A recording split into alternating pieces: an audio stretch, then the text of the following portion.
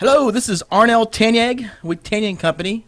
We're doing a video today on phase one of profitable networking. This is a educational video based on the notes that I came up with on networking. We have a unique process in helping people develop a business from networking. So what I'm doing is doing a video to go over the information. So it's profitable networking to double your business. We call it phase one.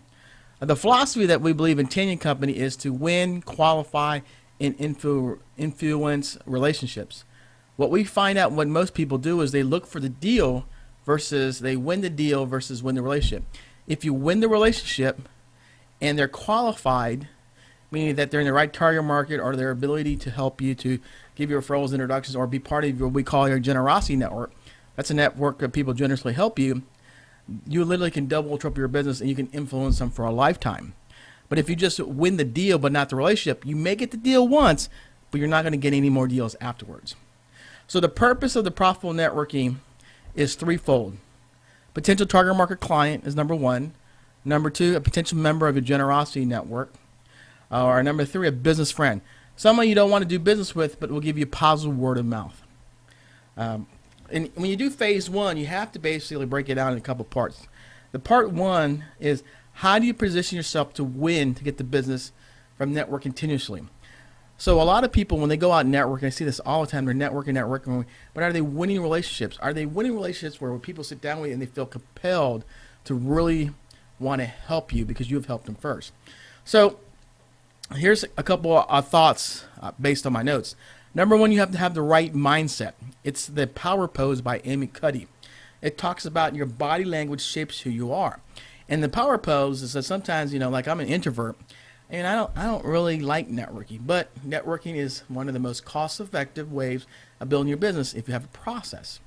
So when you have to do things that are out of the ordinary, you when you watch the video by Amy Cuddy about power pose, you have to be in that power pose.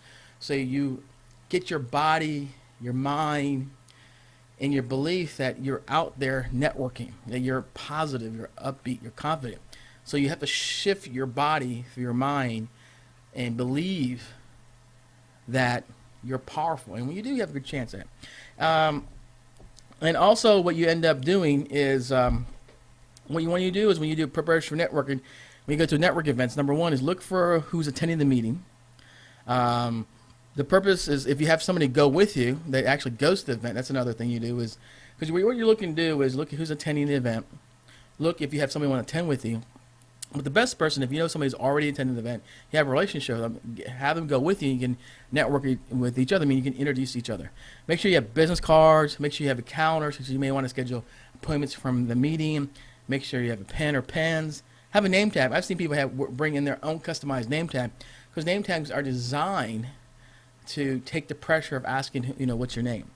Clothes, dress for the event. I usually recommend you ask the organizer what the dress code is. Sometimes you can be overdressed, underdressed, but it's always good to ask for the dress code. Set up your goals and objectives and how many people you want to network with.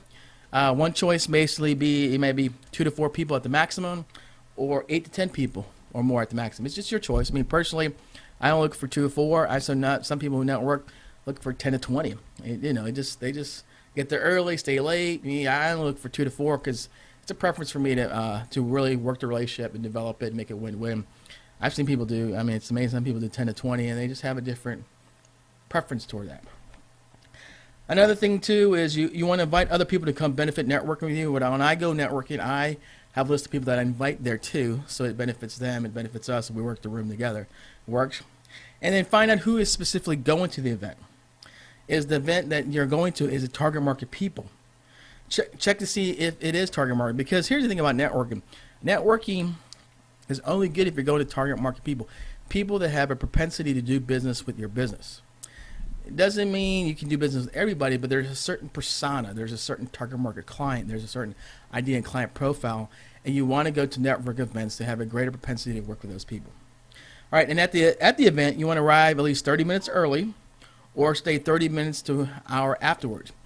The reason 30 minutes early, you can get the lay of the land, see who's there, get yourself prepared. I usually get there right, or I usually get there right on time, and I'll stay like 30 minutes to an hour later, because sometimes when people breaking down, people stay afterwards. You might meet the organizer.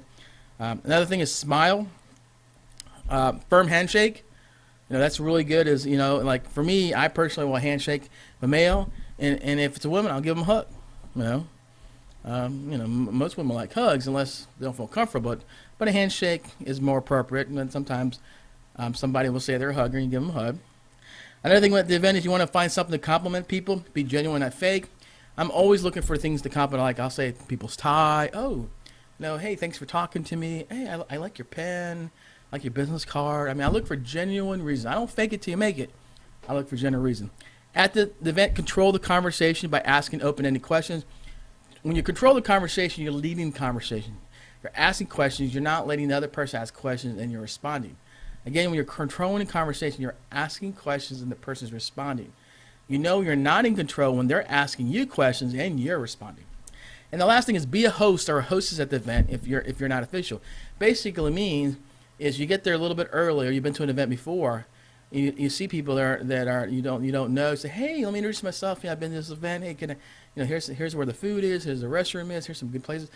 And one of the best things I learned is from Dr. Ivan Misner. Sometimes the best thing is be an unofficial host. Greet people, make them feel welcome. The next thing is the process. Number one is don't sell your product or service. I go to a lot of network events and people will sell their product and service. They'll hand out their cards, say, hey, please give me a call, and you won't get a follow-up appointment from there. Number two, go in the mindset of being generous to help. When I meet people all the time, I always want to help them, even though they're not target market. Because at the end of the day, if they had a great experience with me and they're not target market or they can't help my business, the one thing they can do to help me in the future is say, hey, that guy Arnold's a really great guy. He really wants help. Because positive word of the mouth is positive word of mouth. It doesn't matter if they're not a client of yours or they're not target market of yours or could be a client. It does matter if you go around and you're networking on all the wrong places where they're not target market. But you're going to find people who are just not target market for your business. But that doesn't mean you don't treat them well. It doesn't mean you don't want to get positive word of mouth. What you really want to do is evaluate where you're going, see if there's a propensity or an event or activity that has the clients, potential clients of the target market that you want to get in front of. What you want to do is here's another one. You want people to buy and promote you from your experience. You don't want to sell them. Another one is, depending on your goals and objectives, meet people. You can either win the relationship first and follow up to qualify later, or win and qualify at the same time. It's your choice. So what I usually do is I win the relationship first. I'll do a networking event, ask them a lot of questions, and give them some info. Somebody goes, hey, my biggest challenge is growing my business, so here's some good networking events. I follow up with them. I'll do a one-to-one with them. Then before I even do a one-to-one with them, I either qualify them on the phone or qualify them face-to-face. My meetings are about an hour. And I use what I call frog plus message. It's called the approach, how you approach people. Frog basically means it's family, recreation, occupation, goals, plus message. Other people call it form. The reason I call it frog is because that's the conversational piece. Family, recreation, occupation, goals. You ask questions related to that. And I have a specific form called the approach. But then the message is the key. The message is what's the next step? What's the message that takes the relationship you are in the next step? And a lot of people, when they network, but they don't end it with the next step. That's the message. So I separated that way because I want to put emphasis on the message. The other question about the process is how do I help to ask questions? Now, I always tell people when you're asking what the biggest challenge is going in their business or life. I can either help you right now. That'll be a big win for you. Ask questions that further the issue and help the person. What have you done in the past? What are you currently working on to resolve it? What are you thinking about in the future that can help? Another thing, once you answer those questions, then provide a resource or an idea or a solution that they can help to use them. And then remember in the conversation with a message, which is the next step in following. So, like for example, if I sat down a realtor and a realtor said, hey, look, I want to build my business by referral and work on my sphere of influence. Hey, I said, have you ever heard the book 7 Levels of Communication? She says, no. I said, it's one of the best books out there to help you really build a business, a business by referral or sphere of influence. One of the best I've seen. He's out of the best trainers. His name is Michael Bayer. I said, look, let me send you a link. Here's where you can buy the book. And then I'll check up with you, see if you got any information and all that. And then I'll invite you to a couple of workshops that I do on helping people self-generate. He goes, oh, it's great, Arnell, thank you. I don't know if he could be a client or not, but I do know this. I'm going to help the guy, and during the whole process, if he has a need for my service, he'll come up. You know?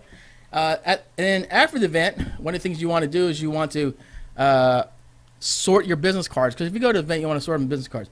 People in the market to influence, that basically means is that your people you're going to have a conversation one-on-one on the phone or face-to-face, and you add those to your CMRM or your business development plan to follow up. Then people you want to market to inform. These are people that you don't want to follow up face-to-face or phone for, face-to-face, phone call, but you want to basically, you don't know if you don't think they're completely qualified, and so what you do is you connect with them all on social media, you put them on your email newsletter, connect with them Facebook, Snapchat, Twitter. Like, for example, I may find somebody who's working full-time on a job and doing a business on the side. Well, there's not much my business can do for them. I don't have services to help those people transition. So what I'll do is I'll connect with them on Facebook, social media, LinkedIn, and then I'll just put them on my email newsletter, you know, and they keep in touch that way. And then the other thing what I'll do is I send them what I call a power note. A power note is by Mike Mayer. And a power note, what that is designed, that's to influence or impact them, and it works really well. It's a specific way of writing that. And then occasionally, and I don't do this often, I'll slide dial them and let them know that it was a pleasure meeting with them in 24 to 48 hours. So there's a specific app you can call. It's like $36 a year. And what it does, it goes right to people's voicemail. They never pick it up, but it goes right to that voicemail. It's pretty awesome.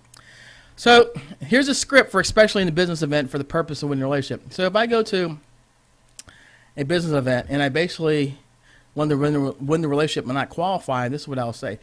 Hello, my name is Arnell. Hey, how are you doing? And what brings you to this event? Oh, I like your tie. Where'd you get that tie? Wow. Oh, what do you do? What do you enjoy most in the business? When you're not working, what do you enjoy most? Spending time with family, kids? How'd you get in that business? Oh, wow. Well, tell me more. Tell me more. And what's your number one passion in the business? Well, tell me more. Tell me more. And I keep saying that. So, what do you think your biggest challenge right now in business and life that I can help you right now? That'd be a big win for you. You know, they'll tell me, oh, my challenge right now is I'm trying to grow my business. Well, what have you done in the past? Okay. What are you currently working on to resolve it? Is it working? What do you think about what are you thinking about in the future that you can help you? As I'll say sometimes I find out people already may have the answer or they don't answer, but just asking these type of questions help them come up with the answer. And they'll say, well, I really need to figure out how to market. That's where I think I'm going. I said, hey, I might be able to help. I might have an idea or resource I can share with you that might help you. Would you like to know about it or not? Oh yeah, they go, well, yeah, I'd love to know. Well, have you ever heard about Simon Sinek, Your Why? He explains, what'd you like to send, he explains your why and how it's important to have it in the business and all that, and that's where you renew your passion. He explains, would you like me to send you some videos, send some links in the next couple of days to follow if you got it? That might be able to help you guide your, depending on the challenge, personal or professional, you'll become a resource for them. Well, so then I'll say, hey, I believe we connected pretty well. Let me reach out in the next couple of days. I'll send the information and see if you got it, and we'll just go from there. That's what I do. Because what ends up happening is I would rather have a reputation of helping, and that even if they're not going to be a potential client of mine, but it's still helping them. Because you never know. Some people, when I go to network events I've helped in the past, they never become clients. They'll point somebody out to me and I'll pick up a client just because I treated them very well. Here's another script for event, especially in the business event for the purpose of winning qualifying. You do the same thing I mentioned in the first script, but here's the most important thing. You say, well, hey, let me ask you a couple questions. I find out that when I'm meeting people, there's some questions about how they're, I like to figure out how I can help them. So besides asking what the challenge is, so are you on track of achieving your business goals and objectives for 2016? If you don't mind asking, I just want to ask you how to know, because maybe I can help you in those things. And they're like, well, I'm close to my goals or not. How far are you achieving them? And the reason you want to do that, and here's a specific reason you ask that question, because if you want to include somebody into your what we call your generosity network, it's a formalized network where people help you. You only want to work with people that are goal-oriented, that actually have written goals, that they know where to go from A to B, and it can be tracked. If somebody doesn't have written goals, or they've never written goals, but they're out there networking, they're not focused on growing their business, and there's a high chance they're not going to be able to help you, because there's no reason to help you. And then I would ask them this question, hey, like one of the things I do is I survey people, because I always wanted my business, always requires us to survey and get a pulse of the environment. So, when you need help for business help, in today's business world, people either invest into personal development or developing new skills in their business, like sales training, classes on, people develop in two areas. Either they develop themselves or develop new skills in growing their business, running their business.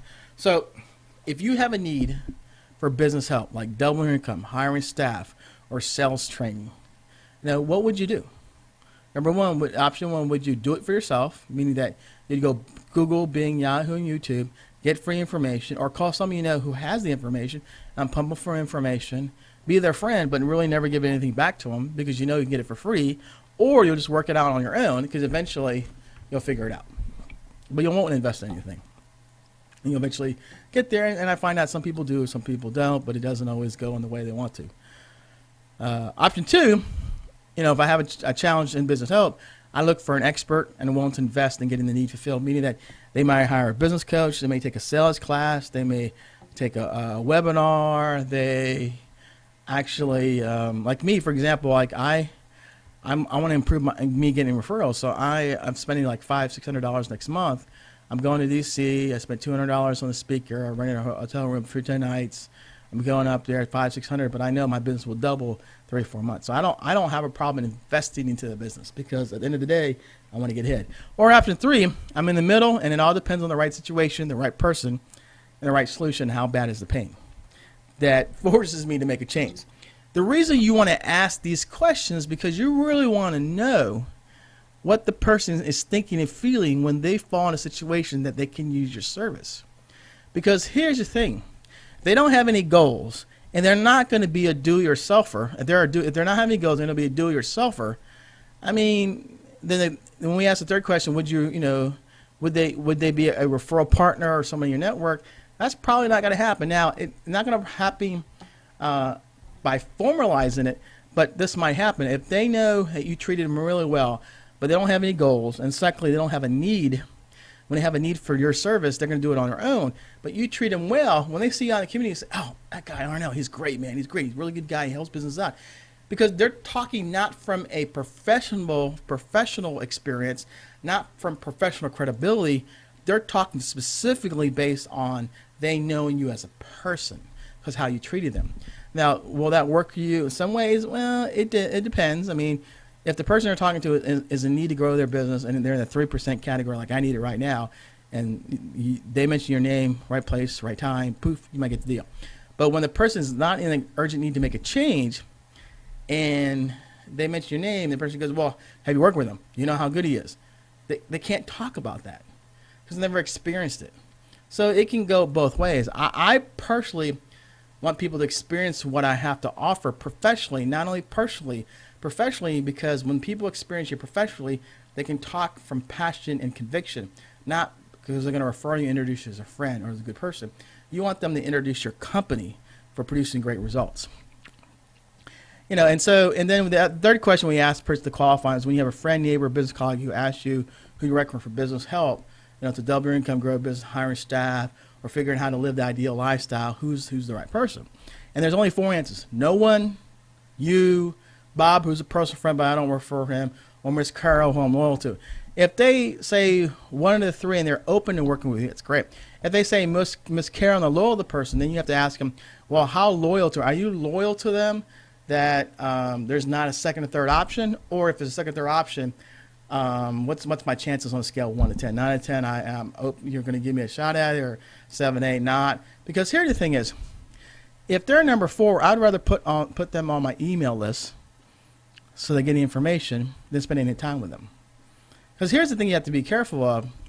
If they're already loyal to somebody and they're giving them referrals, introductions, and they're not willing to give you anything or they're open to it, open to it basically means when, and this is my opinion, when hell freezes over and that person, they can't get in touch with the person, they'll give it to you. Or they have a bad experience, they'll call you. But But here's the thing: it doesn't mean you can't put them to market to inform. Send them on an email newsletter, maybe call them twice a year, invite them to events that you're already doing, but they're not going to give you anything. And then secondly, when you do invite them, you need to qualify them. But I think the key is if you just market to inform, let them know they're out there, they'll probably call you.